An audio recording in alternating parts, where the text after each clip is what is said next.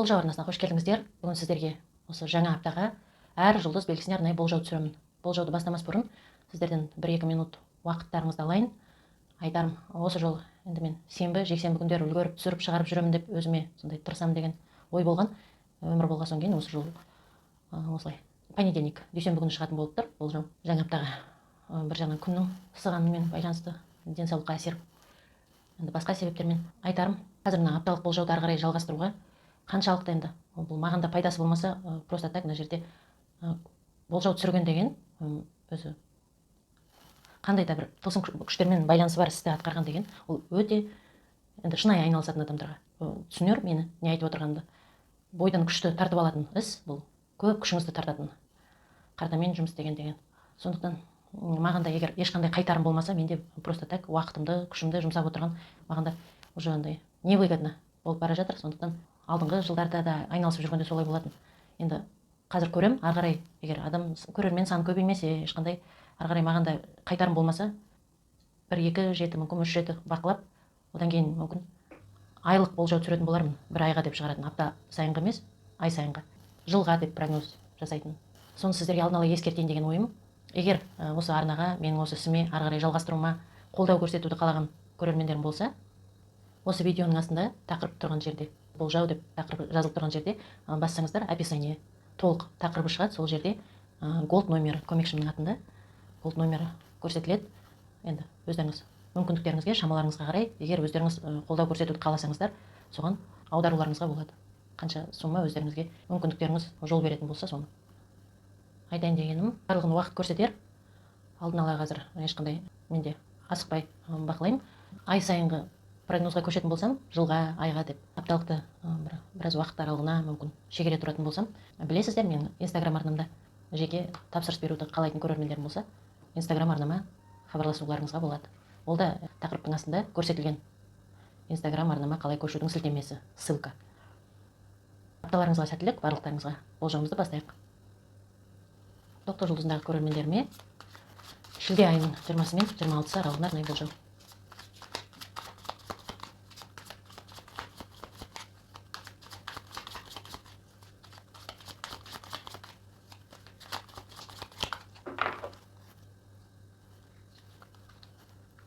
Аптаның басындағы жағдай,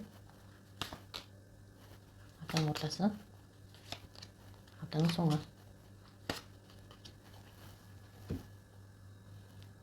Аптаның басында бір жағдайдың беті ашылғанына бола, бір жағдайды анықтағаныңызға, басқа жағынан көргеніңізге бола, көбірек түсінгеніңізге бола. Соған қатысты байланысты информация іздей бастайсыз. Мәліметтер интернет арқылы, адамдардан сұрастыру арқылы. Кейде бір өзіңіздің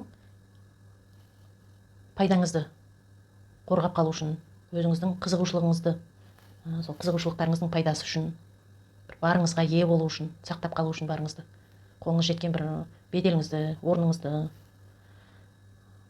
сол атағыңызды, кейде енді бір атақты адам болса, соны сақтап қалу үшін амалдар қарастыратын күйді көрсетеді. Бір қорықпайтын, батыл қадамға баруыңыз мүмкін. Сол өзіңіздің бір защита интерестеріңіздің қорғанысы үшін. Кейде өзіңіздің бір ішкі қорқыныштарыңызбен күрес болады. Кейде бір сол өзіңіздің бір қажеттілігіңіз үшін күрес, бір жерде біреуге айту керек, немесе бір қадамға бару керек. Сол жағдайдан кейін сол бір қысым күйден алыстайсыз. Жаңаға қарай бет алатын, бір жаңа қызығушылыққа қарай ойыңыз ауысып кететін көрсетеді.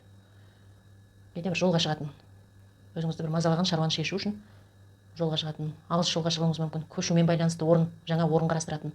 Енді көшуді жоспарлаған тоқтыларым бар болса, жаңа жұмыс орнына қатысты, жаңа бір қазір айналысып жүрген ісіңізден мүлдем басқа бір жолға көшуді ойлайтын, сондай бір ой пайда болса, жаңаны қарастыра бастайсыз. Сол ойдан іске көшетін, бір ескіден жаңаға қарай бет алатыныңызды көрсетеді, ескіні артта қалдыратын. Аптаның ортасында бір өзіңізді көмекке мұқтаж күйде сезінуіңіз мүмкін. Жақындарыңыздың қолдауына, достарыңыздың, құрбыларыңыздың, сізге қызметтестеріңіздің сізді бір нақты бір істе, жағдайда түсінгенін қалайтын күйіңіз пайда болуы мүмкін. Жарыңыздың кейде бір сондай бір жасыңыз келген жасыңызбен немесе ішкі бір күйіңіздің өзгерісіне бола, кейде бір күйзеліс күйден өтіп жатқан кезеңге бола, көзқарасыңыз өмірге деген, жағдайыңызға, жан жағыңызға өзгеретінін, бір қиындықтан өткеніңізге бола, жан дүниеңіз ұлғаятынын көрсетеді. Көзқарасыңыз өмірге деген ұлғаятынын.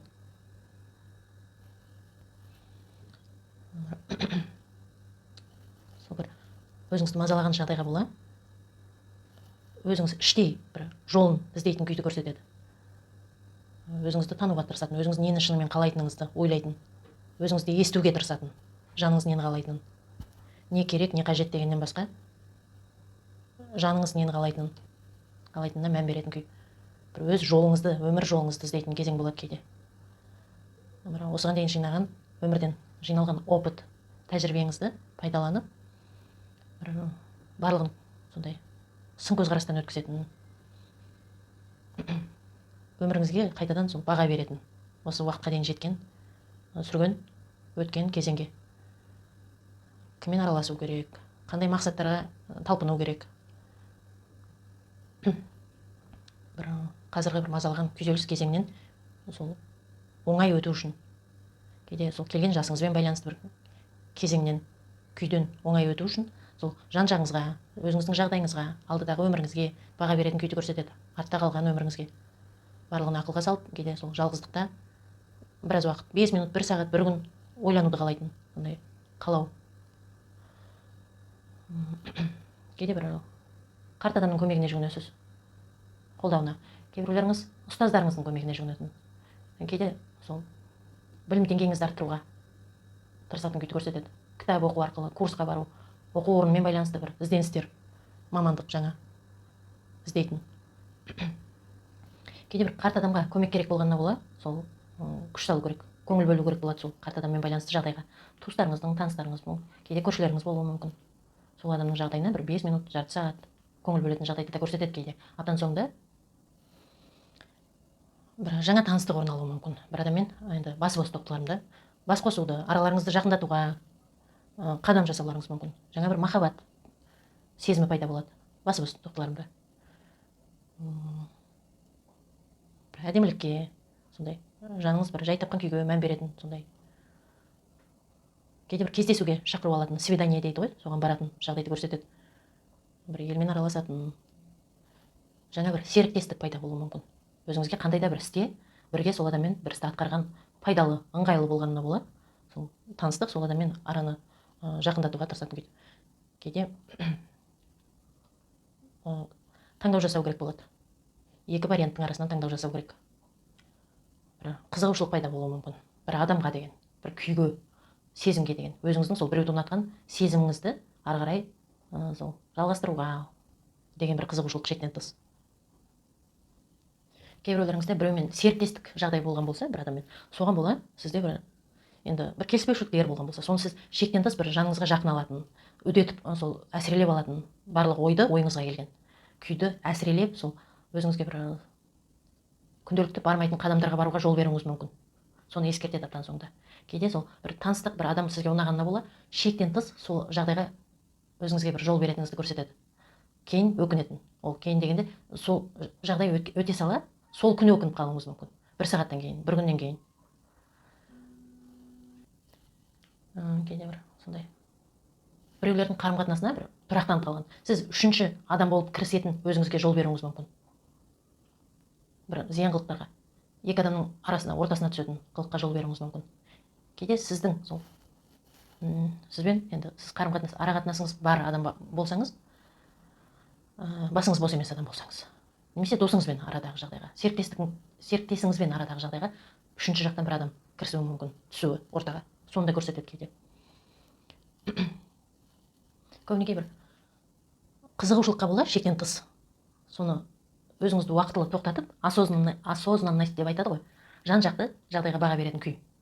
Тоқта, бұл қалай болып тұр деп өзіңізге сұрақ қойып, өзіңіздің қылығыңызды сын көзқарастан, сын ойдан өткізетін жағдайыңызды қоспай, сондай қасиетіңізді бір қызығушылыққа шектен тыс, қызығушылығыңызға жол беріп, соған бола өзіңізді бір қақпанға түсіретін, қате қылықтарға жол беретін күйді көрсетеді. Бір күнделікті бармайтын шығындарға, таңдау жасау керек жерде. Сол шектен тыс бір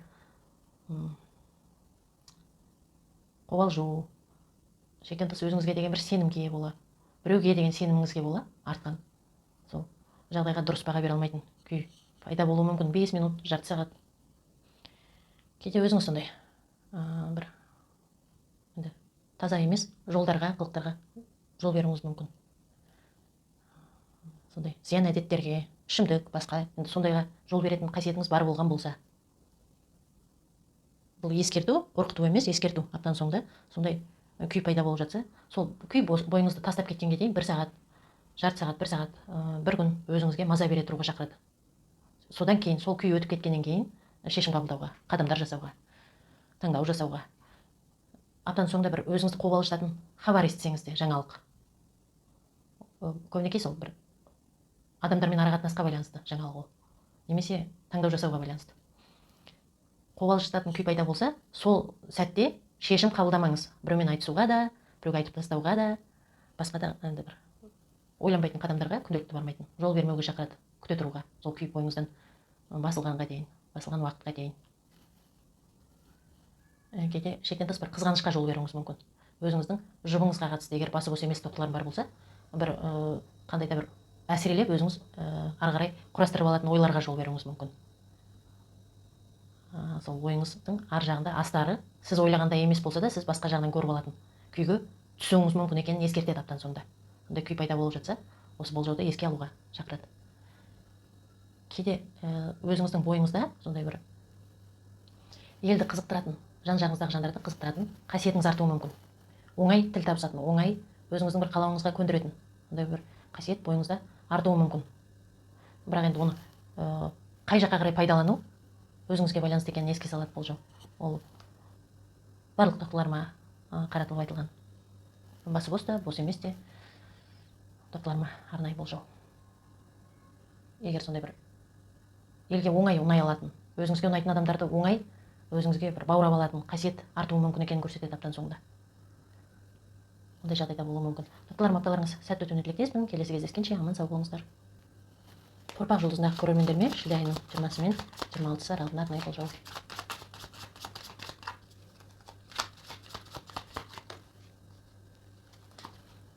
Аптаның басындағы жағдай, аптаның ортасы, аптаның соңы. Аптаның басындағы жағдай өзіңізге бір беделі бар адамның талаптарын орындауға күш салатын күйді көрсетеді. Бір мекеменің талаптарын орындау керек, басшыларыңыздың, оқу орнында. Енді әркімде әртүрлі бір қатал адамның талабын орындау керек болады кейде. Немесе өзіңіз сондай жан-жағыңызға, өзіңізге өте шектен тыс қатал күйде боласыз. Сондай күймен бір жан-жағыңыздың шамасымен санаспай ренжітуге өзіңізге жол беруіңіз мүмкін. Егер сондай талапшылдық қасиетке сондай бой алдыратын күйіңіз бар болса, өзіңіздің де жан-жағыңыздың да мазасын алатын, мазасын қашыратын біраз сондай күй пайда болуы мүмкін бойыңызда. Ескерту ретінде енді мән беруге шақырады. Сондай күй пайда болып жатса, жан-жағыңыздың күйімен, жағдай шамасымен санасуға шақырады. Кейбіреулеріңіз жоспарда болса, дәрігер, маман, қызметкерге жүгінетін күйді көрсетеді. Тіс емдетумен байланысты, немесе бір тексеруден өту, жоспар бойынша өтетін тексеруден. Кейде бір көмекке жүгінесіз. Үйіңізге сол бір нақты бір мекемеден маман адам келуі мүмкін, қандай да бір себеппен. Кейде бір заң орындарымен байланысты құжаттарды реттеу керек болады. Барып бір төлемақыларды жүзеге асыру керек болады. Қарыздармен байланысты, кредитпен байланысты. Кейбіреулеріңіз бір сондай қатал ер адаммен кездесу, таныстық орын алуы мүмкін. Сондай адам үйіңізге келіп бір үйіңіздің шаруасын реттеп беруі мүмкін. Сол ақылы бір көмекке жүгінетін жағдайды көрсетеді кейде. Бір маңызды шешім қабылдайтын, бір маңызды жоспарлар алдыңызға қоятын. Кейде бір билікке талас. Сондай күш салып, басшыларыңыздың көзіне түсуге. Немесе жұмыс орнында жоғарылауға күш салатын күйді көрсетеді. Қалай болғанда бір салған күшіңіздің аптаның басында нәтижесі болады. Жолға шығатын сондай кейде табыс көзімен байланысты күйді көрсетеді. Аптаның ортасында көңілді күйді көрсетеді. Көңілді күйде боласыз. өзіңіздің бір өміріңізге көңіліңіз толған, кейде бір өзіңізге демалыс алуға, демалыс беруге сондай жол беретін, өзіңізге ұнайтын күйде уақыт өткізуге мүмкіндік болады.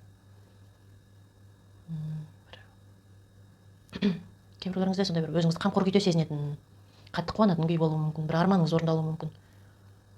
Сондай сәттілік болатын бір жағдайда, сондай сәттілікке қол жеткізетін жолыңыз болатын күйді көрсетеді. Тойлайтын жағдай болуы да мүмкін. Бір өзіңізді таңғалдыратын сондай көрініс болуы мүмкін. Жаңалық естуіңіз мүмкін. Қолыңызға бір олжа келетін, немесе бір өзіңіздің қалауыңызға қол жеткізуге жол бересіз. Өзіңіз қалаған жерге барып демалатын, өзіңізге ұнаған бір затты сатып алатын, сондай мүмкіндікті көрсетеді. Өзіңізге бір еркелікке жол беретін. Өзіңізді еркелетуге, сондай қалауыңызға ерік беруге жол беретін. Кейде қолыңызға бір үлкен олжа келуі мүмкін. Бір үлкен мақсатыңыз орындалатын. Соған байланысты бір күш алатын күйді көрсетеді. Қолмен күш алуыңыз мүмкін. Өзіңізге сондай өзіңізді сынап көруге бір шамаңыз келе ма деген сын күйге салуыңыз мүмкін. Сондай бір сынайтын қадамға күнделікті бармайтын. Кейде бәсекелестік болған жерде күш аласыз, сол басып озуға. Бір ішкі қорқыныштармен күресетін күйде боласыз кейде. Сол бір қалауыңызға ерік беру үшін ішкі екі ойдың күресі болуы мүмкін. Бір жағынан сол қалаудың жетегінде, бір жағынан енді басқа жан-жақты ойлайтын күйіңіз іштей мазалайтын. Кейде бір жиын отырыста ойын ретінде пікірталасқа жол беруіңіз мүмкін. Біреулермен сондай әңгіме барысында пікірталас болатын жағдайды көрсетеді. Кейде басшыларыңыздың алдында, басқа бір енді өзіңізге маңызы бар, қандай да бір пайдасы бар жерде өзіңізді көрсетуге тырысатын бәсекелестік жағдайды көрсетеді. Біреулермен сондай пікірталас немесе егізаймен сынақтан өту, бәсекелестік күйді көрсетеді, бір конкуренция бар жерде. Сол жерде күш салып өзіңізді көрсету керек болады. Жеңіске жетуге деген бір қызығушылық пайда болатын жағдай. Көбінесе сол бір кейде үйдің шаруасына күш салатын, қолмен күш салатын күйді көрсетеді. Абдан соңында жұмыс орнында бір жетістікке жетуіңіз мүмкін. Үйден отырып атқаратын жұмысқа мән бересіз кейде. Жұмыс орнындағы бір шаруаны үйіңізге алып, сол жерде атқаруға көңіл бөлуіңіз мүмкін. Кейде демалысқа шығатын жағдайды көрсетеді. Жұмыста бір жеткен жетістігіңізге бола отырыс жиын орын алуы мүмкін. Қызметтестеріңіздің бір тойына қатысуыңыз мүмкін. Кейде өзіңіз сол үйіңіздегі бір мереке, мейрамға бола қызметтестеріңізді шақыратын жағдайды көрсетеді үйіңізге, қонаққа. Бір жан-жағыңыздағы жандармен бірге бас қосып, бір мақсатқа қол жеткізу үшін күш салатындарыңызды көрсетеді. Үйдің шаруасы ма, жұмыс орнындағы бір тапсырысқа қатысты ма, бір айналысқан істен сондай бір рахат алатын күйді көрсетеді. Өзіңізге ұнайтын іспен айналысатын. Өзіңіздің бір қолыңыздан келетін істі жан-жағыңызға көрсететін сондай тәжірибеңізді, біліктілігіңізді. Кейде сол айналысатын, қолға алып айналысқан істе деңгейіңіз өседі, жоғарылайды. Біліктілігіңіз жоғарылайды, біліміңіз сол жағдайға қатысты айналысып жүрген. Немесе жан-жағыңыздың алдында сондай бір беделіңіз артатын, қызмет орнында жоғарылайтын күйді көрсетеді. Бір жан-жағыңыз сіздің бір жетістіктеріңізді, салған күшіңізді мойындайтын, сіз бір мақтау қағазына ие болатын, кейде премияға ие болатын күйді көрсетеді. Туыстарыңыз қонаққа келуі мүмкін үйлеріңізге. Жақын адамдар сол бір шаруаны реттеуге көмектесуі мүмкін. Кейде өзіңіз туыстарыңыздың үйіне барып сондай бір істерін атқарып беруге көмектесетін күйіңізді көрсетеді. Немесе сондай бір отбасылық бизнеспен айналысатын істі қолға алуларыңыз мүмкін. Сондай айналысып жүрген болсаңыздар, сол істі енді демалыс күндерде сондай бір өзіңізге маңызды іс атқаратыныңызды көрсетеді. Кейде тойға дайындық, туып өскен жерлеріңізге барып қайтатын, сол жерден жаңалық еститін, шақырып алатын жағдайды көрсетеді. Торпақтарым, апталарыңыз сәтті өтуіне тілектеспін. Келесі кездескенше аман сау болыңыздар. Егіздер жұлдызындағы көрермендеріме шілде айының 20-сы мен 26-сы аралығына арнайы болжау.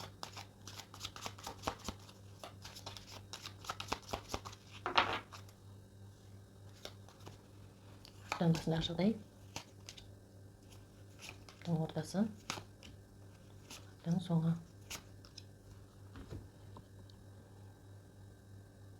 Аптаның басындағы жағдай, күтетін күйде боласыз. Бір барлығын сондай бір ақылға салатын, жаныңыз тыныш, сабырлы күйде боласыз. Күтуге дайын сондай бір кейінге шегеретін, асықпайтын күйді көрсетеді. Кейбіреулеріңіз күтіп жүрген бір жағдайға қатысты алдыңғы апталардағы жағдайлармен байланысты бір күтіп жүрген шаруада ер адаммен кездесу болады. Өзіне бір жауапты сондай адам болуы мүмкін, сондай мінезді. Немесе бір жоғары лауазымдағы қызметкерден сізге қандай да бір көмек болатын. Бір өзіңізге пайдалы кеңеске ие боласыз. Кейде бір өзіңіз жауапкершілік алатын жағдайда боласыз. Ойлағаныңызды бір жағына шығаратын. Күтіп жүрген шаруада сол ойыңызға бір жауапкершілік алып қадам жасайсыз. Аптаның ортасында барам деген жеріңізге жетесіз. Егер бір жолға шығу керек, бір жерге бару керек болған болса, кейде бір ұсынысқа ие боласыз. Өзіңіз іздеп қарастырып тауып алатын тиімді ұсыныс болуы да мүмкін. Кейде сондай сыйлыққа, көмекке ие болатыныңызды көрсетеді. Біреуден сондай көмек алатын. Кейде бір танысыңыз, досыңыз қонаққа келуі мүмкін. Бір жақындарыңыздың үйіне баратын жағдай болады кейде. Көбінесе бір ұсыныспен байланысты жағдайда оңай жолын қарастыратыныңызды көрсетеді. Күнделікті қолданбайтын бір амал, айла тәсілдерге жүгінетініңізді. Өте сондай бір сізбен жақын, сондай жылы араласып жүрген адаммен байланысты жағдайда бір астары таза емес қадамдарға сіз барасыз, немесе сол адам сізге қатысты бір өтірікке, қулыққа барғанын сіз байқайтын күйде боласыз. Елмен тез тіл табысатын, оңай, елге ұнай алатын қасиетіңіз артады аптаның ортасында. Ондай бір кейде біреуге өтірік айтатын, саналы түрде өзіңіздің бір қалауыңызға қол жеткізу үшін жағдайды көрсетеді. Кейде бір адаммен араңыз араздасқан болса, бір көңіліңізді қалтырған жағдайларға бола, кешіре алмайтын, жібере алмайтын бір күйді, өкпені, көңіліңіз қалған күйді жібере алмайтын күйді көрсетеді. Сол қазіргі жағдайларыңызға, ара-қатынастарыңызға әсер ететінін, сіздің сол ішіңіздегі көңіліңіз қалған бір көзқарас қазіргі жағдайға әсер ететінін көрсетеді. Қазіргі сол ара-қатынастарыңызға. Ол кіммен арада, әркімде әртүрлі. Аптаның соңында сізді уайымдатып жүрген бір жағдайда кейде бір әйел адаммен байланысты мазалап жүрген шаруа. Ол жағдайға қатысты көпшілікпен араласатын күйді көрсетеді. Бір көп адамдармен араласатын. Немесе сол бір жағдайға қолыңыз жетеді. Бір нәтижеге. Сіз күткен, сіз бір пікір таласқа түскен, өзіңіздің бір қалауыңыз үшін күрескен жағдайда, бір кеткен есеңізді қайтарып алу үшін жасаған қадамдар, көп сөз болған жерде, істе. Сол нәтижеге ие боласыз, бірақ көңіліңіз толықтай қонбайтын. Сол жағдайдың нәтижесіне, істің нәтижесіне көңіліңіз бір толмайтын күйді көрсетеді толықтай. Назалы күйді. Бір алған заттың сапасына, немесе бағасына, күткен уақытқа назалануыңыз мүмкін. Көңіліңіз толмағанына. Бірақ сол жағдайда өзіңізді жарнамалайтын күй болады. Бір өзіңізді бар қалпыңыздан жақсы етіп көрсететін, жақсырақ етіп, өзіңізге бір пайдалы жағыңыздан көрсететін. Немесе кейде бір үміт артады. Ертеңге деген бір үміт пайда болады. Үміт артуына себеп болады. Өзіңізді мазалаған бір жағдайда кешкі уақытта шешуге қадамдар жасайсыз кейде. Өзіңіздің бір атыңызды тазалап алуға, өзіңізге пайдалы жағынан көрсетіп алуға күш саласыз кейде. Өзіңізді мазалаған істе жарнама жасайсыз, реклама, табыс көзінде бір мақсатқа қол жеткізуге мүмкіндікті көресіз. Алысқа баратын бір жоспарларды құратын, кейде күйзеліс күйден айығасыз. Сол бір мазалаған жағдайдан сіз өзіңіз сол аттап кетуге, алыстауға, басқа жағдайға көңіл бөлуге шешім қабылдайсыз іштей. Ішкі бір күйіңіз жаңаратынын көрсетеді. Күшіңіз артатынын. егіздер жұлдыздағы көрермендер, мықтыларыңыз сәтті өтуіне тілектеспін. Келесі кездескенше аман сау болыңыздар. Шаян жұлдызындағы көрермендерме шілде айының 20-сы мен 26-сы аралығында арнайы болжау.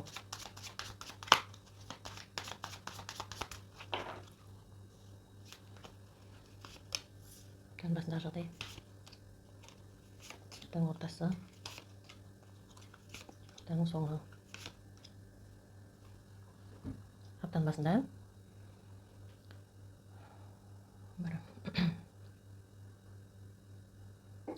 сізді қобалжытқан бір шаруаға қатысты дұрыс баға беретін күйде боласыз. Өзіне маман немесе сол жағдайды анығырақ түсінетін маман адамдардың немесе жай адамдардың сол жағдайға қатысы бар, соны біліктілігі сізден жоғарырақ күйдегі адамдардың көмегіне, ақылына жүгінесіз, кеңесіне. Бір ер адаммен байланысты шаруада әділдік орнайды.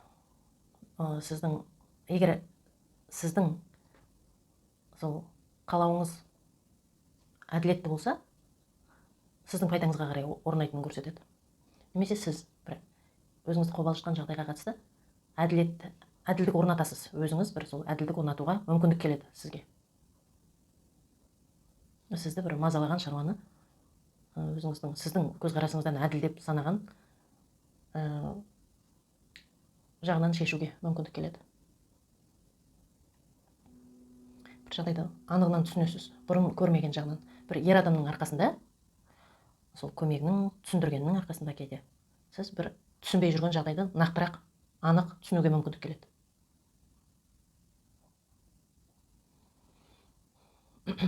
Кейде бір өзіңізді мазалаған шаруамен байланысты заң орындарына, мекемелерге қандай да бір жүгінетін күйді көрсетеді, талқылайтын.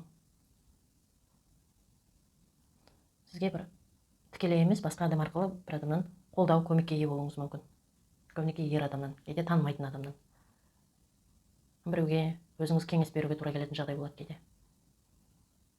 Енді қалай болғанда бір шаруаны әсірелемей, құнсыздандырмай, бар қалпында қабылдайтын күйде боласыз. Кейде бір таңдау жасайтын күйде боласыз. Пайда мен адамгершіліктің арасынан. Көбінесе әділдік орнатуға сізге мүмкіндік келеді қолыңызға. Аптаның ортасында ойыңызда күшіңіз тасыған күйде боласыз. Өзіңізге сеніміңіз басым күйде. Бір жеңіске қол жеткізетін күйді көрсетеді кейде. Салған күшіңіздің нәтижесіне ие болатын. Жан-жағыңыздың бір қолдауына, мойындауына қол жеткізетін күйіңізді көрсетеді. Көпшіліктің сізді бір қолдайтын, бір деңгейге қол жеткізетін күйіңізді көрсетеді кейде. Өзіңіздің сол еңбегіңіздің, салған күшіңіздің нәтижесінде бір жағдайыңыз жоғарылайтын. Немесе бір жақсы жаңалыққа ие боласыз. Өзіңізге ұнамайтын бір әйел адаммен арадағы бір шаруада. Бір ер адам мен әйел адамға қатысты жағдай орын алатын көрсетеді кейде. Күтіп жүрген жағдай болуы мүмкін кейбір шаяндарында. Бір нақты іске қатысты. Бір кейде сол бір сәттілік болады шаруаңызда, қолға алған бір істе. Сондай бір өзіне сенімді әйел адаммен кездесу, кейде бір өзіңіздің мықтылығыңызды көрсету керек болады. Өзіңіздің сондай өзіңізге деген сенімділігіңізді, сондай жағыңыздан өзіңізді көрсету керек жағдай болады. Жағдайды бір жағына шығару керек, жауапкершілік алу керек, шешім қабылдау керек. Немесе бір мейірімділік таныту керек күйде боласыз, сондай түсіністік таныту керек. Кейде сол бір жағдайдан өзіңізге сенімді, өзіңізге көңіліңіз толған күймен шығасыз. Аптаның соңында бір мықты, өзіне сенімді, сондай тұрақтылықты жақсы көретін, сондай бір ісіне жауапты ер адаммен кездесу болуы мүмкін. Сондай адам үйіңізге қонаққа келуі мүмкін. Сондай адамға қатысты жаңалық естуіңіз мүмкін. Ол туыстарыңыз болуы да мүмкін. Әркімде әртүрлі. Кейде бір ақшамен байланысты, шығынмен байланысты, немесе қолға алған іспен байланысты шаруаны сәтімен аяқтайсыз. Күш салу керек болған істі сәтімен аяқтайсыз. Кейде бір жолға шығып барып, ақшаға ие болатын жағдайды көрсетеді. Бір кіріс қолыңызға келетінін. қалай болғанда абдан соңында бір қолыңызға кіріс келеді. Сол кіріспен байланысты жаңалыққа ие боласыз. Бір мүмкіндік артатынын көрсетеді кейде. Бір істі сәтті аяқтағаныңызға бола, қолыңызға кіріс келгеніне бола. Сондай қуанатын күйде боласыз. Бір шешім қабылдайтын күйде. Шешім қабылдауға дайын күйде. Кешірімді күйде кейде. Сондай бір қиялға берілетін күйіңіз артуы мүмкін. Кейде сәбимен байланысты бар. Сәттілік болады. Бір іс сондай сәбиге қатысты жоспарлап жүрген жайындар болса, енді 1% десем болады. Сондай бір сәтті аяқталады. Бір енді дәрігермен арадағы бір келісу керек болған жоспарлар болса. Сол көбінекей бір қолыңызға олжа келетін көрсетеді абдан соңында. Жаңалық алатын, өзіңізді таң қалдыратын кейде. Таң қалатын бір күнде естімейтін ондай бір жағдай орын алуы мүмкін сізді таң қалдыратын өміріңізде. Жайындарым апталарыңыз сәтті өтуіне тілектеспін. Келесі кездескенше аман сау болыңыздар. Арыстан солтысындағы көрермендеріме шілде айының 20-сы мен 26-сы аралығында арнайы болжау.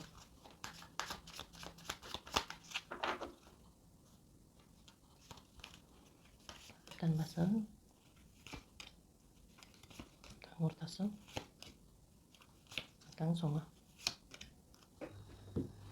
Аптаның басындағы жағдай билікпен байланысты, басшыларыңызға қатысты, сіз бір тәуелді болған адамдарға қатысты жағдай. Барысы қалай болар екен деген күйде боласыз. Құжаттармен байланысты шаруада, күтіп отырған шешімге, бір шешілген, шешім қабылданған жаңалыққа бола. Сол ары қарай не болар екен деген бір уайым мазалауы мүмкін, сондай бір күй.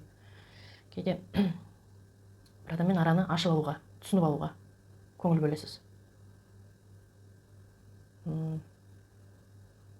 Бір жағдайдың бет ашылғанына, анықталғанына, анық көргеніңізге бола. Бір жағдайда артық бұрын түсінбеген жағынан түсінгеніңізге бола. Бір әйел адамның көмегіне жүгінесіз. Кейде ойыңызда бір жаңа жоба пайда болады. Болашағыңызға қатысты жоба жоспар, нақты бір шаруада, істе, білім, оқумен байланысты бір сұрақта сол ойыңызға шешімі келуі мүмкін. Сын көзбен дұрыс баға бере алатын күйде боласыз.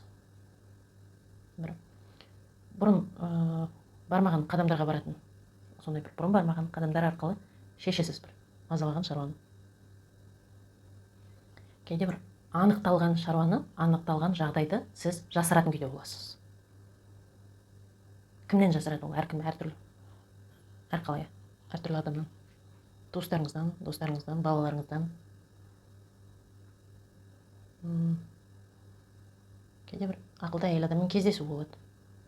Көп нәрсені, көп жағдайды мына жерде көпшілікке айтуға келмейтін, біздің менталитетке ерсі болып естілетін болғандықтан мен ойлап отырсам да айта алмай қаламын. Көрермендердің көбі түсінбей маған ренжуі мүмкін екен білемін. Сол бір жағдайдың бетін ашатын, түсінетін, анығырақ түсінетін күйде боласыз. Немесе сол кейде бір жағдайды сол анық түсінгеніңізге болады. Біраз сондай бір қатты емес, жай қобалжу күй пайда болуы мүмкін. Ондай ары қарай қалай болар екен деген. Ол бір киноға болуы да мүмкін. Енді сондай кино көруге көңіл бөлетін арыстандарым болса араларыңызда, сондай өміріңізге тікелей қатысы жоқ бір жағдайларға бола қатты әсер алатын арыстандарым болса, соның барысы ары қарай қалай болар екен деген уайымды көрсетуде мүмкін. Бір 5 минут уақыт алатын ойыңызда. Аптаның ортасында біреудің алдында өзіңізді көрсетуге тырысасыз. Біреуді жеңуге, біреуді басып тастауға, билікке таласатын, бір беделіңізді көрсетуге тырысатын, бір қалағаныңызға қол жеткізу үшін қолыңыздағы барды пайдаланатын, таныстықтарыңызды, біреулердің сізді жақтағанын, қолдағанын пайдаланатын, бір жоғары лауазымдағы таныстарыңыз болса, қызметтегі, солардың көмегіне жүгінетін, бір қалауыңызға қол жеткізу үшін. Енді жағдайыңыз бар болса, ақшаның көмегі арқылы, сондай бір өзіңіздің бір сол қызмет орныңызбен байланысты мүмкіндіктеріңізді сол өзіңіздің бір қалауыңызға пайдалануға өзіңізге жол беретін күйді көрсетеді кейде. Не болса да бір қалағаныңызға қол жеткізуге деген сондай. Кейде біреумен арада сондай бір конкуренция болса, іштей подсознательно деп айтады ғой, өзіңіз былай мойындамасаңыз да ашық түрде, бірақ араласу барысында сондай өзіңіз сол адаммен арада пікірталас жиі орын алатын, сіз соны жеңуге тырысатын, басып тастауға, соны өзіңіздікі дұрыс екенін дәлелдеуге тырысатын бір құмарлық іштей басым күйіңіз бар болса, сондай немесе бір сондай адаммен арада бір пікірталас орын алған болса, ол жұмыс орнында болуы мүмкін, үйіңізде балаңызбен арада, жан-жарыңызбен, енді әркім әртүрлі досыңызбен, сол жағдайға қатысты бір өзіңізге ұнайтын әңгіме орын алады, кездесу, араласу, бір түсініспестікті жөндеуге көңіл бөлетін жағдай, тіл табысуға, немесе күш салған шаруада келісімшартқа отырасыз, келісімге келесіз, бір серіктестік пайда болады, тіл табысасыз біреулермен, сол арада түсініспестік болған болса.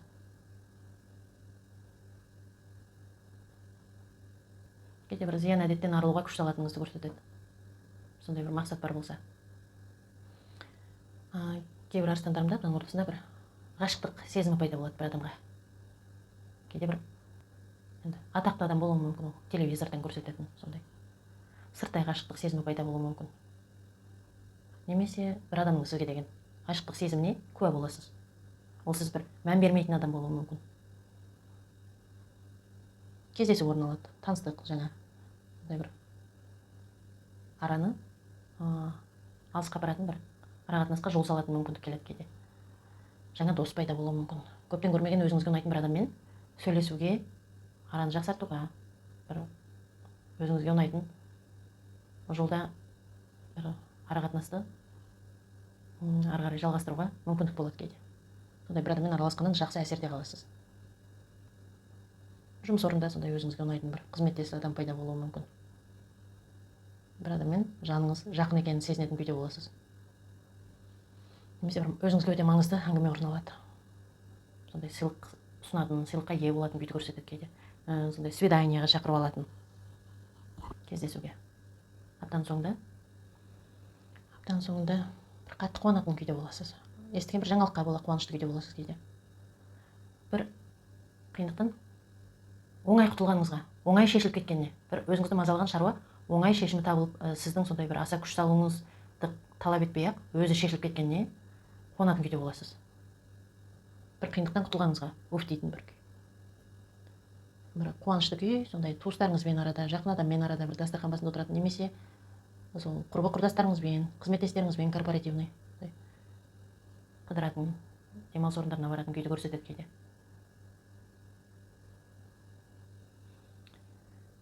Кейде бір сол бір жағдайдан оңай құтылғаныңызға, оңай бір босап шыққаныңызға бола сондай асығыстық пайда болады. Асығыс үлгеру керек, жүгіріп күш салу керек. Сондай барлығына күш салуға тырысатын, бір үйіңізге келген қонақтарға бола жүгіріп күш салу керек. Кейбіреулеріңіз икемділік танытатын күйде боласыз. Бір адамдармен араласқанда арада қызметтестеріңіз, жаңадан пайда болған құрбылар, енді әркім әртүрлі. Ер арыстандарымда сондай бір әйел адамдармен, нәзік жандармен таныстық арада болуы мүмкін. Қалай болғанда бір алғаныз жақсы жаңалыққа бола, бір қиындықтан оңай құтылғаныңызға бола, мазалаған шаруадан. Құрбыларыңызбен араласқан жерде, басқа адамдармен араласқан жерде икемділік танытатын күйді көрсетеді. Барлығына үлгеретін, екі жерден қызмет табыс көзіне орналасатын, қосымша бір табыс көзін қолға алатын. Кейде бір адамдармен хат алмасатын күйде боласыз. Бір жақсы жаңалыққа бола, сіз ақшамен байланысты бір іс атқарасыз.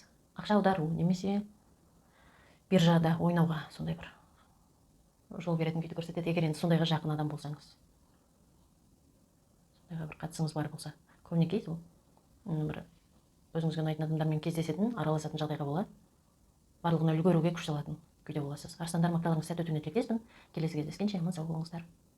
Бикеш жұлдызындағы көрермендермен шілде айының 20-сы мен 26-сы аралығында арнайы болжау.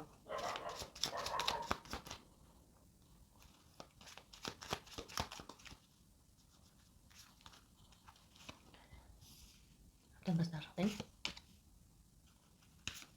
аптаның ортасы, аптаның соңы.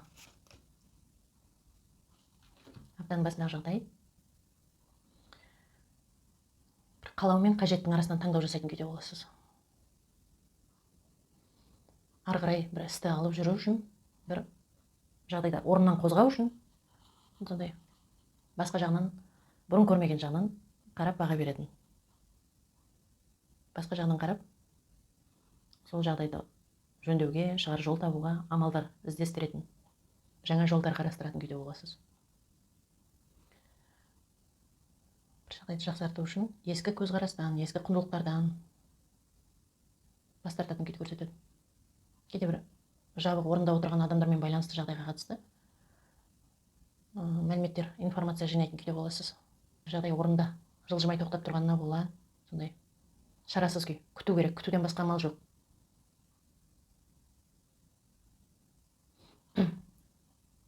Қайтадан бір жағдайға баға беретін күйде боласыз. Сіз бұрын баға беріп, пікір қалыптастырып алған жағдайға пікірді өзгерту керек. Амалын табу үшін, сол жағдайды шешудің шешімін табу үшін көзқарасыңызды өзгерту керек. Басқа жолдар іздеу керек күйде боласыз. Кейде сол күтуден басқа амал жоқ, бір шарасыз күйде болған жағдайда, ол бір зат күтіп отырғаныңызға болуы мүмкін. Бір сол аталған күнді күтіп отырғаныңызға бола. Нақты бір күнді, датаны, немесе сол бір сәлемдеме күтіп отырғаныңызға бола кейде. Хат хабар күтіп отырғаныңызға бола. Сол жағдайды анықтап алуға мүмкіндік келеді. Сіз өзіңіз сондай біреудің сыртынан аңдитын, мәліметтер жинастыратын, немесе сын көзқараста болатын, сол біреуді сынға алатын, сын айтатын күйде боласыз. Кейде сол тоқтап тұрған іске бола, реттеп қойған шаруаны қайтадан реттеу керек болады. Аптаның басында сондай бір тоқтап тұрған іске қатысты құжаттарды реттейтін бір мекемелерге жүгінетін күйде боласыз. Аптаның ортасында жолға шығатын, бұрын болған жағдай қайталанғанына бола, асығыстық күйде боласыз. Кейде біреуді көңіліне қарамай ренжітуге, өзіңізге жол беруіңіз мүмкін. Өзіңізді сондай бір қорғаныс күйде сезініп, біреуге өзіңіз бірінші болып шабуыл жасауыңыз мүмкін сөзбен. Бұрын болған бір жағдай қайталанғанына бола, сіз сондай бір назаланған күйді көрсетеді. Асығыс барлығын сол сіз қалағандай бола қалмағанына біраз назаланатын күйге жол беруіңіз мүмкін. Немесе асығыс жолға шығып барып, бір құжаттарды алуға үлгеруіңіз керек күйде боласыздар. Кейде күтпеген бір өзгеріс болғанына, көлікпен байланысты, машинамен, бір ұтыспен байланысты, ұтып алған, жеңіспен байланысты жағдайда. Тосын сый, бір күтпеген бір жағдайдың бетін ашып алу керек болады, анықтап алу керек. Бір көпшіліктің алдына шығып сөйлейтін күйде боласыз кейде. Сондай бір көпшіліктің алдына шығып сөйлейтін, іс атқаратын адам болсаңыз, сіздің мүмкін сондай мамандығыңызбен байланысты болуы мүмкін, қызмет талабымен. Аттан соңда еңбекқор, сондай өз ісіне епті, әйел адаммен кездесу, таныстық, араласу орын алады. Үйіңізге қонаққа келуі мүмкін. Сіз сол адамның үйіне қонаққа баратын жағдай. Сондай адамнан сізге бір көмек болуы мүмкін. Ол анаңыз, әпкеңіз, әркімде әртүрлі, туысыңыз, жанжарыңыз. Сондай бір ақылды әйел адаммен өзіңізге бір жемісті ісік қарасыз. Ақшалай бір көмекке ие болатын, немесе шығын кірісті реттейтін, үйдің бір шаруаларын реттеуге көңіл бөлетін, бір өзіңізге күтім көрсететін орындарға баруды жоспарлауыңыз мүмкін, бірақ сол жерде бұрын болған жағдай қайталана ма деген сақтық күй пайда болады. Немесе бір әйел адамға қатысты жағдайда сол бұрын болған жағдай қайталана ма деген күй болады. Немесе бір төлемақыларды реттеу керек, өтеу керек жағдайда. Бір өзіңізге тиімді бағада қажет заттарды сатып алатын, дүкен аралайтын күйде. Бұрын бір өміріңізде келеңсіз жағдайлар орын алған болса, сіздің жіберген қателігіңізге бола кейде. Соны осы жол қайталамауға, соның бетін алдын алуға сол көңіл бөлетін күйде боласыз. Сол қазір сол кезіндегі жиналған тәжірибені қазіргі жағдайға пайдаланатын күйде боласыз. Кейде бір әйел адамнан сондай алдын ала жамандық күтетін. Алдын ала соны кезінде бір келеңсіз жағдайлар арада болған болса, сол қайталана ма деген қорқынышыңыз мазалауы мүмкін. Бірақ сіз сол бір кезіндегі қателікті қайталамауға, сондай алған сабақты кезінде бұрын алдыңғы жағдайларыңыздан өміріңізде қазіргі күйде пайдаланасыз. Шығын кірістерді реттеуге келгенде, жеке табыс көзіне келгенде, немесе бір әйел адаммен ара қатынаста. Бикештер апталарыңыз сәтті өтуіне тілектеспін. Келесі кездескенше аман сау болыңыздар. Таразы жұлдызындағы көрермендеріме шілде айының 20 мен 26 аралығына арнайы болжау. Аптаның басындағы жағдай, аптаның ортасындағы жағдай, аптаның соңы. Таразылар ма, алдыңғы жолы мен комментарийде егер бар болсаңыздар жазуларыңызды өтінгем. Бірнеше адам комментарийде таразы жұлдызынан екенін білдіріп сол жазғандарыңызға сіздерге ризамын. Аптаның басындағы жағдай. Кейбір таразылар бір ескімен қоштасасыз. Өзіңізді бір мазалаған қиындықтан біраз жаныңыз қиналып барып босап шығатын күйді көрсетеді. Арылатын. Кейде бір жоспарда болған болса, дәрігермен келісіп қойған жағдай болса, ота жасататын. Аптаның басына деп сондай келіскен жағдай. Ол туыстарыңызға қатысты, немесе өзіңізге қатысты енді. Осыған дейін алдыңғы апталарда келісіп қойған шаралармен байланысты жағдайды көрсетеді. Кейде сол бір қиындықты мазалаған, сондай нақты қадам арқылы нүкте қоятыныңызды көрсетеді. Сол жағдайда біраз қобалжу болуы мүмкін. Сондай сақтық күй, ертеңді ойлайтын. Қазіргі қолыңыздағы барыңызды сақтап қалуға, бір барды көбейтуге, бір жағдайға нүкте қойып, шығын шығарамын деп отырған жағдайдан бас тартатыныңызды көрсетеді. Кейде бір өзгеріс енгізу керек жерде сіз сол тұрақтылықты, сенімді жағдайға, сенімді өзіңізге түсінікті, өзіңіз бір танитын жолға қарай, амал тәсілге қарай басымдылық бересіз. Таңдау жасау керек, жағдайды жаңартуға мүмкіндік беру керек болып келген жағдайда, ондай сіз бір істе жаңалық енгізуге келгенде өзіңізге сенімді, бұрын көрген, таныған тәсіл амалдарға қарай басымдылық бересіз. Жаңалық енгізуден қорқатын. Ол жай ғана бір ас дайындауға келген жерде сол өзіңізге түсінікті, танымал, қолыңыз үйренген вариантты таңдауыңыз мүмкін. Сонда көрсетеді кейбір таразылар ма. Егер сондай домохозяйка таразыларым болса. Кейбір банк қызметкермен араласатын, бір мекемеден келетін қызметкермен араласатын, кездесетін, телефон арқылы сөйлесетін жағдайды көрсетеді кейде. Қатысы болса сізге өміріңізге сондай жоспарлап жүрген ипотекамен байланысты шаруада. Қолыңыздағы сол бір кейде шектен тыс сараңдыққа жол беретін, үнемділікке. Ертең бір жинау, ақша жинау, бір затты жинауға, сондай шығын шығаруға келгенде сондай болашақты көбірек ойлайтын күйді көрсетеді. Шектен тыс бір сапасынан гөрі санына мән беретін жағдайдың. Бір қадам жасауға келгенде басқалардың қадамын күтіп отыратын күйді көрсетеді. Алдыға шығуға сондай. Кейбіреулеріңіз сол бір арақатынасқа, бір жағдайға нүкте қойғаныңызға бола, іштей бір сол күй мазалауы мүмкін сұрақ. Ары қарай қалай болар екен деген сақтық күй. Аптаның ортасында жаңаны үйренуге қызығушылық пайда болады. Өзіңіздің сол алып жүрген табыс көзінде шаруаңызда сол біліктілігіңізді арттыруға көңіл бөлесіз кейде. Сондай ісіңізді сапалы атқаруға, бір қолға алған істі сапалы сол өзіңізге ұнайтын нәтижеге жеткізуге күш саласыз. Ақылға салатын сондай. Елмен араласқанда арақатынаста сондай араны сақтап қалуға, көңілге қарауға басымдылық беретін күйде боласыз. Барлығын сондай тәртіппен бір реттеп көңіл бөлетін. Уақытылы жүзеге асыратын барлығын, сондай қолға алған істің барлығын. Арақатынаста болса да, үйдің шаруасы болса да, табыс көзінде болса да, кейде сіз күш салған жағдайға қатысты жемісіне ие боласыз. Қайтарым болады сізге. Кезінде біреуге жасаған жақсылық қайтатын, біреуге берген қарыз қайтатын, кейде біреуден қолдау көретін. Кейде жұмыспен байланысты, табыс көзінде, жұмыс орнында, немесе қолға алған істе атқарып отырған. Біреулердің қолдауына өзіңізді мұқтаж күйде сезінуіңіз мүмкін. Біреудің одобрение дейді ғой, сол оң көзқарасына түсіндіретін біреуге сол қолдау іздейтін күйді көрсетеді. Керек кезде бір қажет көмекке ие боласыз қолдауға. Сол бұрын берген бір қарыздарыңыз қайтуы мүмкін өзіңізге. Керек уақытта бір қажет көмекке ие боласыз. Кейде бір айырбас жасайтын, сауда саттықпен айналысатын күйді көрсетеді, егер сізге қатысы бар болса, сондай бір саудагер болсаңыз, немесе бір затыңызды сатуға қойған болсаңыз. Жұмыс орнында сондай бір маман адамның қолдауына жүгінетін, немесе бір адам білімі сізден жоғарырақ адамның сол сізге бір жағдайды түсіндіргеніне жүгінуіңіз мүмкін, сонда көрсетеді. ол жұмыс орнында дегенде аптаның ортасында сол оқу орнында көрсетуі мүмкін. Аптаның соңында бір жағдайда шатастырып қабылдайтын күйде боласыз, дұрыс баға бере алмайтын. Бұлыңғыр күйде бір жағдайда анық түсінбегеніңізге бола, ол құпия бар болғанына бола, сіз біреуден құпия жасырғаныңызға, немесе біреулер сізге бір жағдайды нақты айтпағанына бола, түсіндірмегеніне бола. Сондай сіз қобалжытқан бір шаруаға қатысты көзіңіз ашылады, немесе сіз бір жағдайды анық көрмей басқа жағынан көріп баға беріп жүргеніңізге бола, көзіңіз ашылады сол жағдайға. Өзіңізді бір кейде бір сенімсіздік тудырған, ары қарай қалай болар екен деген, алдыдағы жолды анық көрмей тұрған шаруаға қатысты сол жағдайды бұрын көрмеген жағынан көресіз.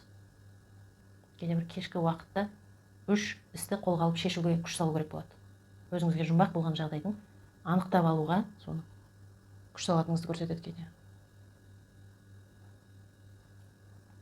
Қалай болғанда аптаның соңында болатын жағдай ұнаса да, сізге ұнамаса да, сол жағдай арқылы сіз өміріңіз жаңаратынын көрсетеді. Ол жағдай өзгеретін. Бір күні бір күн ұнамаса сізге, сол күні болған жағдайлар ұнамаса, ол ары қарай солай болып қалмайды. Ертеңінде демек сізге ұнайтын жағдайлар болады. Одан кейін біраз уақыт өткенде мүлдем жағдай сіздің пайдаңызға қарай өзгеріп кетеді. Бұл өмірде барлығы сондай өзгеріп тұратынын білесіздер. Сондықтан егер ұнамайтын бір жағдай орын алса, бірақ аптаның соңында сол енді өзіңіз қалай қабылдайсыз, көбінесе соған байланысты. Бірақ сол бір ұнамайтын жағдай орын алып жатса да, сол жағдай арқылы сіздің тазаратыныңызды көрсетеді. Жағдайыңыз өзгеретін, ішкі күйіңіз өзгеретін, бір ауыртпашылықтан, қиындықтан құтылатын күйді көрсетеді кейде. Кейде бір жағына жаман түске бола, біраз қалай болар екен деген бір ой мазалауы мүмкін. Соны да көрсетеді кейбір таразыларыма.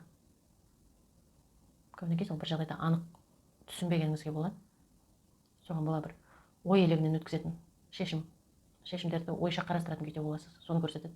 Таразыларым, апталарыңыз сәтті өтуіне тілектеспін. Келесі кездескенше аман сау болыңыздар. Сыршаян жұлдызындағы көрермендеріме шілде айының 20-сы мен 26-сы аралығында арнайы болжау. Аптаның басындағы жағдай, аптаның ортасы, аптаның соңы.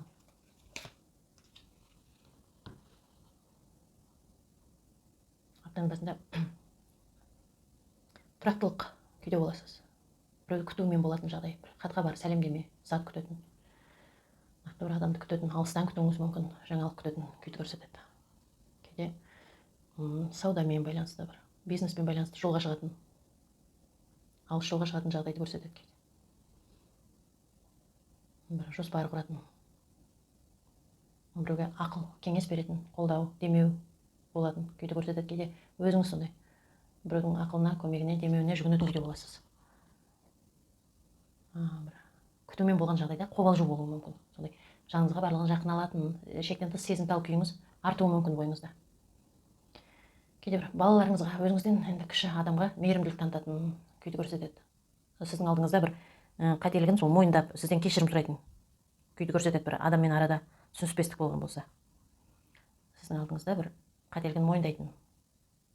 Кейде сіз өзіңіз сондай бір анаңызға, жанжарыңызға, енді ер сыршаяндарың болса, қарындас әпке, сондай бір жақындарыңызға, құрбыларыңызға өзіңіз бірінші болып қадам жасайтын. Бір егер сізден бір қателік кеткен болса, араны араздастыруға бір қандай да бір қылықтарыңыз жол берген болсаңыз,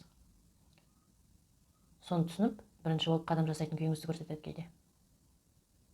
Кейде сол үйіңізге бір әйел адам қонаққа келеді көбінесе. Әйел адамнан хат хабар алатын, жаңалық естейтін, сол әйел адамға байланысты күйді көрсетеді кейде. Немесе сіз бір құрған жоспармен байланысты, күткен жаңалықпен байланысты, жолға шығатын жағдаймен байланысты әйел адамның қолдауы, көмегі, кеңесіне ие боласыз кейде. Аптаның ортасында бір өзіне маман адамның көмегіне жүгінесіз. Ол дәрігер маман, егер жоспарда болған болса. Өзіңіз сондай жағдайға дұрыс баға беретін, өте сондай сезімді сырып, санамен ойланатын, есеппен жүретін күйде боласыз. Осыған дейін бір батылдығыңыз жетпеген жағдайға қадам жасайсыз. Бір істі қолға алатын, кейінге шегеріп жүрген бір істі. Кейде бір қатал әйел адаммен бір нақты мекемеде, басқа бір жерде енді. Әркімдер қалай. өте сондай әділетті, өзіне маман, бірақ қатал көзқарастағы әйел адаммен арадағы жағдайға нүкте қоятын күйді көрсетеді, талқылайтын күйді көрсетеді. Кейде бір зат істен шығып қалатын күйді көрсетеді, біраз уақытқа, 5 минутқа, жарты сағатқа, бір техника немесе электр қуаты үйіңізде уақытша сондай бір 5 минутқа сөніп қалуы мүмкін, сонда көрсетеді. Кейде ауа райы бұзылатын, соған бола бір жоспарларыңызды өзгерту керек болады. Соған қатысы бар жоспарларыңыз болса, кейде бір ғимаратқа барасыз, бір талаптарды жүзеге асыру үшін. Көшіп қонатын жағдай болуы мүмкін кейде. Кейбіреулеріңіз аптаның ортасында бір адаммен пікірталасқа жол беруіңіз мүмкін. Өз ойыңызды айтуға сондай бір көңілге қарамай, бір жағдай ұнамағанына бола, көңіліңізден шықпағанына бола, сондай кейде бір қатты сөздер айтуға өзіңізге жол беруіңіз мүмкін. Бұл енді сіздерді қорқыту үшін айтқан емес, қалай түсті солай айтуға міндеттім. Бір жағынан енді осыны ескеруге ойларыңызға алып, бұл жолда сол жағдай орын алып жатса, еске салады сондай. Аптаның соңында күтетін күйде боласыз. Сіз күтумен болған жағдайға қатысты шаруаны бір тоқтап тұрған істі кейінге шегеріп, басқа бір жаңа мақсатқа күш саласыз. Бір қолға алған істі соңына жеткізуге, жаңаға қарай күшіңіз таситын күйде болады. Жаңа мақсат, жаңа қызығушылыққа, жаңа бір затқа, жаңа таныстыққа күш салатын күй. Бір тоқтап тұрған істі енді қолайлы уақыт келгенге дейін кейінге шегере тұрасыз. Орнынан жылжымай тұрғанына бола, бір күтумен болған жағдайға қатысты жаңадан жаңа күш салып кірісуіңіз мүмкін кейде. Егер денсаулықпен байланысты жағдай болса, үйіңізде бір адам дерт мазалаған болса, енді қарт достарыңызды кейде, сол жағдайда бір үміт пайда болады, мүмкіндік келгенне бола, жақсы бір жаңалық естігеніңізге бола, шығар амалы жолы келгенне бола. Кейде сол күтуден басқа амал жоқ болып отырған жағдайда сол істі қолға алып өзіңіз реттейтін мүмкіндік келеді, немесе сол жоғарыдан сізге бір тоқтап тұрған ісіңізді орнынан жылжытуға мүмкіндік келеді. Немесе соны сырып жаңаға қарай бет алуға, ескіні жіберуге. Кейбіреулеріңіз біреумен арада бір мәмілеге келмесеңіз де, толығымен сол ойлаған ісіңіз шешілмесе де бір жағдайда қолайлы уақытқа дейін, кезеңге дейін шегере тұратын жаңа қызығушылық пайда болады. Кейбіреулеріңізде сәбимен байланысты шешілмей жүрген бір сұрақ шешіледі. Сәбимен байланысты, денсаулыққа қатысты, егер сәбилі болуды жоспарлап, қолыңыз жетпей жүрген болса, сол жағдайда бір өзіңізге қолайлы ем тәсіл, амал, жолдары табылатын көрсетеді кейде. Денсаулығыңызға мән беретін, денсаулығыңызды жақсартуға, денсаулығыңыздың жағдайы былай, өзіңіздің ішкі күйіңіздің жағдайы жақсаратын, бойыңызда күшіңіз артатынын көрсетеді. Одан соңда кейде өзіңіз бір денсаулығым дерт мазалаған туыстарыңыздың үйіне баратын, қалын білуге, соларға қатысты бір көмек қолын созуға мән беретін күйді көрсетеді кейде. Бір жақындарыңыз, достарыңыздың үйіне. Саржайында апталарыңыз сәтті өтуіне тілектеспін. Келесі кездескенше аман сау болыңыздар. Мерген жұлдызындағы көрермендеріме шілде айының 20-сы мен 26-сы аралығында арнайы болжам. Басындағы жағдай, таң ортасы, аптаның соңы. Аптаның басындағы жағдай, бір ештеңеге зауқыңыз жоқ. Өзіңізге бір осыған дейін жұмсаған күшіңізді қалпына келтіруге, демалыс бергіңіз келетін күйде боласыз. Кейде біреуге назаланған өкпеңізге бола, бір мекемеге, бір күткен жағдай уақытылы жүзеге аспағанына, біреуге назаланғаныңызға бола, сондай шешімі келіп тұрса да, бір өзіңізге сондай мүмкіндіктерден бас тартып отырған жағдайға қатысты жауапкершілік алуға тура келеді. Бір мекемеден хабарласатын жағдайды көрсетеді кейде. Бір тәртіппен жүру керек. Сіз бір көңіліңіз қалып отырған жағдайға қатысты бір мекемеге хабарласасыз, жауапкершілік аласыз, жағдайды бір жағына шығарасыз, қадам жасайсыз, күш саласыз, бір дисциплинамен жүретін, тәртіппен жүру керек. Ескі әдеттерді артта қалдыру керек. Өзіңізді қолға алу керек жағдай болады кейде. Кейде бір беделді адамның сізбен хабарласатын, сізге келетін, сізге қол ұшын беретін жағдай болады. Сіздің бір сондай бір күтумен, ештеңеге зауқыңыз жоқ болып отырған жағдайыңызға қатысты немесе бір талаптарды орындауға күш салу керек болады. Басшыларыңыздың алдында көрінуге, өзіңізге беделі бар адамның алдында көрінуге. Немесе бір мекемелерге бару керек болады. Үкімет орындарына жүгінетін. Бір көмекке жүгіну керек болады. Егер бір сондай көмекке жүгінетін жағдай болса, сол сіз көмек сұрап тұрған адамға, сол сізге сол адам көмектескенде ол адамға қандай пайда болатынын сіз түсіндіре алатын күйде болуыңыз керек деп көрсетеді. Кейде бір мекемеге сондай резюме жіберген болсаңыз, жолдаған. Қандай да бір енді хабар күтіп отырған жағдайды көрсетеді. Аптаның ортасында екі ойлы болған күйге қатысты таңдау жасау керек болған, шешім қабылдау керек болған жерде, екі варианттың арасынан таңдау жасау керек болған жерде аяқ асты бір барлығы сәтімен өзгеретін, барлығы аяқ асты сіздің пайдаңызға қарай оң жолмен шешіліп жатқанына бола жүгіріп күш салу керек болады. Кейде қамқорсыз, сондай бір жетім деп айтуға да болады. Сондай бір енді әркім егер қатысы бар болса сіздің өміріңізге, сондай жан-жануар, адам, туысыңыз, сондай жалғыз туысыңызға қатысты кейде хатқа бара алатын, жағдай өзгеретін күйді көрсетеді. Кейде сол іштей бір қарама-қайшы болған екі ойлы күйіңізге қатысты жағдай өзгереді, жолға шығу керек болады, асығыстық таныту керек, үлгеру керек болады. Немесе біреумен арада пікірталас болған жағдайда хатқа бара алатын, жаңалық еститін, жолға шығатын күйді көрсетеді. Немесе сіздің пайдаңызға қарай сізге ұнайтын жолмен барлығы шешіліп жатқан күйде сол асығып күш салатын күйде боласыз. Таңдау керек болған жағдайда қажет жолдарды қарастырасыз. Аптаның соңында біраз уайым мазалаған, өкініш, кезінде біреуге жасаған қателіктеріңізге бола, кезінде бір қабылдаған дұрыс емес деген шешімдерге бола, сенімсіздік, бір өкініш мазалауы мүмкін. Немесе бір көрген жаман түске бола, сенімсіздік, бір уайым 5 минут, 1 сағат мазалауы мүмкін. Кейде бір алдыңызда есік ашық тұрса да, жолыңыз ашық тұрса да, ойлануға көп мән беретін, сенімсіздікке көп мән беретін, жол беретін күйде боласыз. Сізді уайымдатқан жағдайға қатысты туыстарыңыз көмектеседі. Немесе сол туыстарыңыздың ақылына жүгінесіз. Немесе қолыңызға олжа келеді. Туып өскен жеріңізден хат-хабар келетін, туыстарыңыздан бір жаңалық еститін күйде боласыз. Өзіңізді мазалаған жағдайға қатысты ақшаның көмегімен шешуге күш саласыз.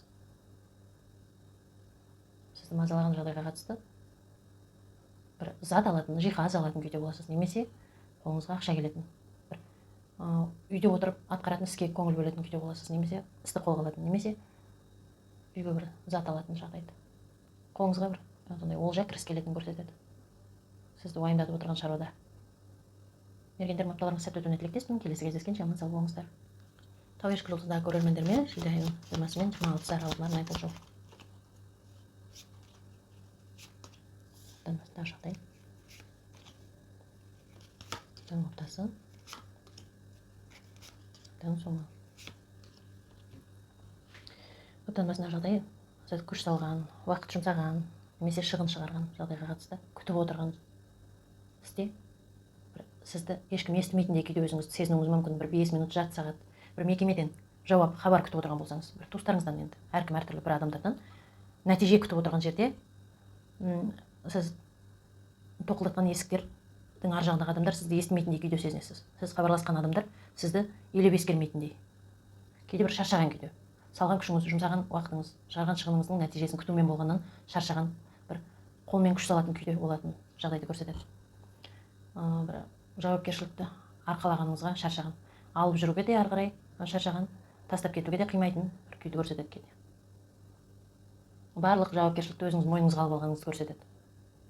Басқалар сізден артық орындай алмайды, атқара алмайды деген күймен ол үйдің бір шаруасын сол жақындарыңызға тапсыруға сенбейтін, сондай шектен тыс бір жауапкершілік күйді, сондай бойыңызды сондай күйге салып алғаныңызды көрсетеді кейде. Күш салып, сол бір жағдайдың нәтижесін күтетін, қолмен күш салу керек болады. Күтіп отырған шаруаны шешу үшін. Шарасыз күй, шығар жол көрінбегендей, сондай жауапкершілікті арқалағаннан шаршағандай күй пайда болуы мүмкін. Күтумен болған жағдайда. Аптаның ортасында үйіңізге сізге бір жақсы хат-хабар келуі мүмкін. Күтіп отырған жағдайыңызға сол аптаның ортасында ие болатыныңызды көрсетеді кейде. Алғашқы бір нәтижелерге ие боласыз, қуанатын күйде боласыз. Новоселье, сол қоныс тойын жасайтын, егер жаңадан бір баспаналы болған тәуешкі жұлдызындағы көрермендерім болса, қонаққа баратын, қонақ күтетін жағдайды көрсетеді. Бір іске деген қызығушылық артатын, сол жаңа іске, жаңа жобаға сондай белсене кірісетін күйді көрсетеді кейде. Бір мүмкіндік келетін, хат-хабар алатын жаңалық, шетелмен араласатын, шетелдік азаматпен араласатын жағдайды көрсетеді кейде. Шетелдік бір азаматтан хат-хабар келетін, сәлемдеме келетін жағдайды кейде. Үйіңізге қатысты бір жақсы жаңалыққа ие болуыңыз мүмкін. Балаңызбен байланысты, егер баласы бар тәуешкі жұлдыздағы көрермендер болса, бір сізді қуантатын жағдайды көрсетеді, немесе оған қатысты бір жаңалық естейтін. Аптан соңында екі ойлы күйде боласыз. Бір жағдайға кірісіп кетуге, бір жағына шығаруға, шешім қабылдауға асықпайтын, бір сыртынан қарап бақылайтын күйде боласыз. Не ары емес, не бері емес, сондай екі жолдың ортасында тұратын жағдай.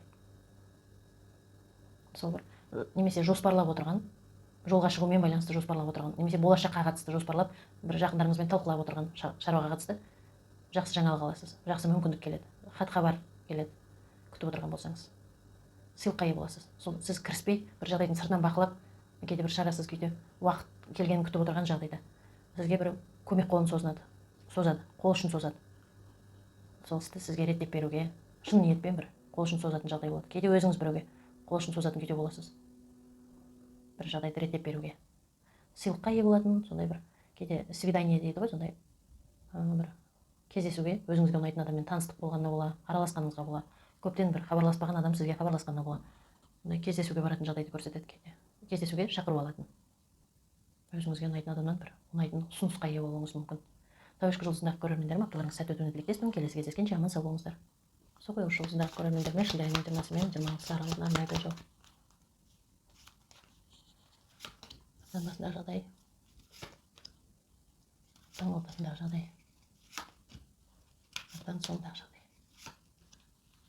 Аптаның басындағы жағдай, қолыңызға олжа келеді, үйіңізге қонақтар келуі мүмкін. Өзіңіз біреудің үйіне қонаққа баратын жағдай болады. Жер үймен байланысты шаруаға көңіл бөлуіңіз мүмкін. Кейде кірісіңіз жоғарылайтынын көрсетеді, табыс көзі. Кейде бір жалғыз басты әйел адаммен байланысты. Сол адам үйіңізге қонаққа келуі мүмкін. Сол адам сізге хабарласуы мүмкін. Сол адамға қатысты жаңалық алуыңыз мүмкін. Сіз өзіңізден жоғары деп санайтын, жоғары деңгейде деп санайтын адамдармен араласатын, кездесетін, бір жағдайды талқылайтын күйді көрсетеді. Кейде білінбей өте шығатын өзіңізге. Қолыңызға қалай да болғанда бір олжа келетін жағдайды көрсетеді. Кейде сыйлыққа ие болатын. Сондай бір жолға шығатын, көшіп қонатын жағдайды көрсетеді. Жаңа жерге көшіп баратын, иммиграцияны көрсетуі мүмкін кейде. Тұрып жатқан орныңызды айырбастайтын. Кейде жұмыс орнын айырбастайтын, жұмыс орнына өзгерістер енгізетініңізді табыс көзіне жағдайды көрсетеді. Кейде біреуге берген уәдеңізден қашатын күйді көрсетеді. Бір істі қолға алуға деген сондай бір лап етіп қызығушылығыңыз қалай жанса, солай тез сөнетін. Бір адамға деген, бір затқа деген, іске деген. Сондай бір пайда болуы мүмкін аптаның ортасында. Көбінекей бір жолға шығасыз. Үйіңіздің жанындағы бір жерге баруыңыз мүмкін, сонда көрсетеді кейде. Аптаның ортасында қалағаныңызды іске асыруға келген жерде өзіңізді көмекке, қолдауға мұқтаж күйде сезінесіз. Сол істі іске асыруға келгенде кредит алуға, немесе сол бір кредитпен байланысты уайым мазалауы мүмкін, егер алған болсаңыз осыған дейін. Немесе бір жақындарыңыздың қолдауына өзіңізді бір мұқтаж күйіңіз пайда болуы мүмкін. Кейде бір оқу орнымен байланысты шығын шығаратын жағдайға қатысты амалдарды қарастыратын, немесе қолыңызға келген бір олжаны сол өзіңізді бір мұқтаж сезінген күйіңізге жұмсауға шешім қабылдауыңыз мүмкін. Немесе мақсатыңызға күш салу керек болған жағдайда сол өзіңізді бір мұқтаж күйде сезінесіз. Қолдауға, немесе бір құжаттар тез арада реттелуіне, жан-жағыңыз сізді түсінгеніне, қандай да бір мұқтаж күй. Немесе бір сатып алғыңыз келген затқа қатысты, немесе салған күшіңізбен байланысты шаруада нәтиже сол сіз ойлаған уақытта жүзеге аспай жатқанда бола, біраз қобалжу мазалауы мүмкін. Қолыңызға келген олжаға бола, сол шығындарыңыз көп болғанда бола, немесе келген олжаның саны көңіліңізден толықтай шықпағанда бола, бір жағы сізге жағымсыз жағы болғанда бола, бір өзіңізді мұқтаж күйде сезінетін, кейде сол қалағаныңызға қол жеткізуге қажет сума жетіспегенде бола, кредит алатын күйді көрсетеді. Аптаның соңында бір жағдайдан саналы түрде бас тартасыз, алыстауға тырысасыз, алдыға қарай бет алатын бір жағдай, бір іс қолға алған, бір мақсат сіз ойлаған уақытта, сіз қалаған жолмен жүзеге аспағанына болады. Сіз сол жағдайды қолайлы уақыт келгенге дейін деп ысыра тұратын күйде боласыз. Басқа бір жаңа жобаға, жаңа қызығушылыққа қарай басымдылық беретін күйде боласыз. Бір ескіден бас тартасыз, кейде бір зиян әдеттен бас тартасыз. Өзіңізге зиян деген әдеттен, ескі әдеттен. Ол шылыммен байланысты, ішімдікпен, ойын құмар болсаңыз, басқа бір құмарлықтар болса, содан өзіңіздің күнделікті бір тұрақтанып қалған күн тәртібінен бас тартып, басқа бір өзіңіздің жағдайыңызға қарай қолайлы күн тәртібін, әдетті ендіруіңіз мүмкін өміріңізге. Сол бір ескіден бас тартып, жолға шығатын жағдайды көрсетеді кейде. Бір ескі қарым-қатынастарды артта қалдыратын кейде. Көп адамдармен араласатын, елмен тез оңай тіл табысатын күйде боласыз. Бір жаңалық естуіңіз мүмкін. Елді бір қалауыңызға қарай оңай көндіретін, сондай. Бір сіздің жаңа іске бастама саласыз, жол саласыз. Ескіден бас тартып, ескі өмір салтыңыздан бас тартатын күйді көрсетеді. Кейде бір жас көбінекей, немесе өз ісіне маман адамның жағдайына байланысты жолға шығатыныңызды көрсетеді. Немесе ескіден көңіліңіз қалғанына бас тартқаныңызға болады, бір маман адамның көмегіне жүгінесіз. Үйіңіздің ескі ремонтын жаңартуға маман адамның көмегіне жүгінуіңіз мүмкін. Кейбіреулеріңізде сонда көрсетуі мүмкін. Құйқыштарым апталарыңыз сәтті өтуіне тілектеспін. Келесі кездескенше аман сау болыңыздар. Балықтар жолысындағы көрермендеріме шілде айының 20-сы мен 26-сы аралығында арнайы болжау. Аптаның басындағы жағдай, аптаның ортасындағы жағдай, аптаның соңы, аптаның басындағы жағдай. Табыс көзіндегі жағдайыңызды жақсартуға, біліміңізді арттыруға мән бересіз. Курстарға қатысатын, былай енді әркім бір кітап арқылы, осы ютубтегі бір үйрететін курстар арқылы кейде өзіңіздің бір мамандығыңызды жақсартуға, біліміңізді мән беретін. Қолыңызға бір жақсы ұсыныс келеді, жақсы жаңалық естисіз, хабар аласыз. Біраз көп емес болса да, біраз қолыңызға кіріс келуі мүмкін. Бірақ сол жағдайда сізді бір сенімсіздік мазалайды. Немесе басқалардың пайдасына болады, қалауыңыздан бас тарта тұратын, шегере тұратын күйде боласыз. Бір барғыңыз келген оқуға, енді басқа жан-жағыңыздағы жағдаймен санасып, жақындарыңыздың жағдаймен санасып. Енді егер тегін жағына оқуға тапсыруға мүмкіндігіңіз болмаған болса, студент болсаңыз, соны енді келесі жылға қалдыруға өзіңізге сондай шешім қабылдауыңыз мүмкін. Кейде енді қажет қаражат жетіспегенде бола. Сондай бір басқа мамандық иелігін таңдайтын, сондай. Басқа сіз қалаған жерден басқа жерді іздейтін, қолайлы жерді. Бұл қандай жағдайға қатысты? Тұратын үйіңізге қатысты, тұратын жеріңізге қатысты, істеп жүрген жұмыс орында кейде. Кейде балаларыңыз үйіңізде, сол жан-жарыңыз, ата-анаңыз, балаларыңыз, бір туыстарыңыздың пайдасына болады. Қазір бір шығын шығару керек болған жерде өзіңіздің қалауыңызды шегере тұрасыз, солардың бір қалауын орындау үшін. Бір қажеттілікке болады, қалауыңыздан бас тарта тұратын. Кейде бір кедергіні сезінетін бір жағдай уақытылы жүзеге аспай жатқанына сенімсіздік мазалауы мүмкін. Өзіңізге деген көбінесе шынайы жағдайға қатысы жоқ, сіздің өзіңіздің бір жағдайда әсірелеп алған күйіңізге бола іштей. Кейде бір адам келгеніне сіз сондай бір сенімсіздік күйде боласыз. Ішкі бір комплекстарыңыздың басым болғанына бола, бір кедергілер тұрғанына бола жағдайыңызда. Сол қалай шешілер екен деген бір уайым мазалауы мүмкін. Аптаның ортасында жағдайдың беті ашылады, анықталады, жолыңыз анықталады. Бір сіз мазалаған жағдайда нақтылық пайда болады, жолыңыз болады, қуанатын күйде боласыз.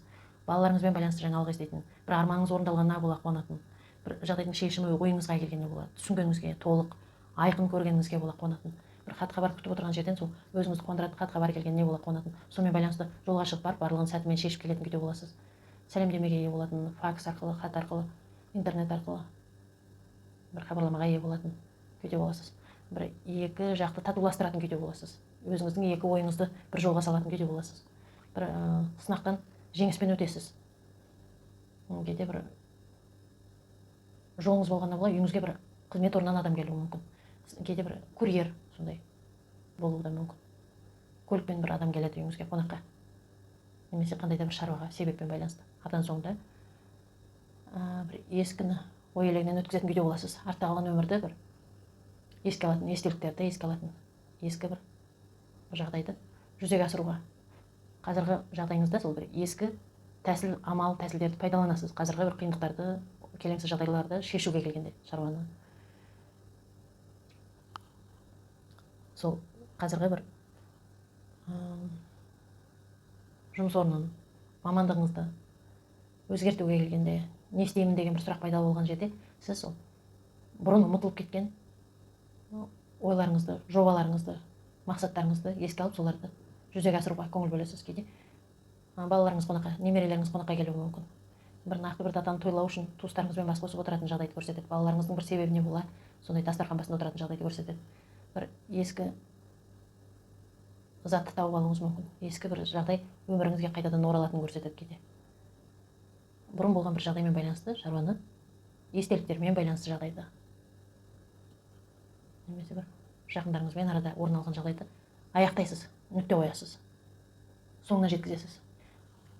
Бұрыннан келе жатқан бір жағдай қайталанғанына, ұмытылып кеткен бір заттар өміріңізге қайтадан оралатын жағдайды көрсетеді. Балаларыңызбен байланысты жолға шығатын, шетелге шығатын, шетелмен хабарласатын, ғаламтор арқылы елмен араласатын, бір ғаламтор арқылы туып өскен жеріңізге қатысты, артта қалған адамдарға қатысты жаңалық естуіңіз мүмкін.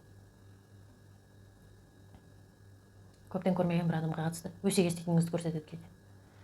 Бір қоғамдық орындарға барасыз кейде. Сол жерде бір көптен көрмеген адамдарды кездестіруіңіз мүмкін.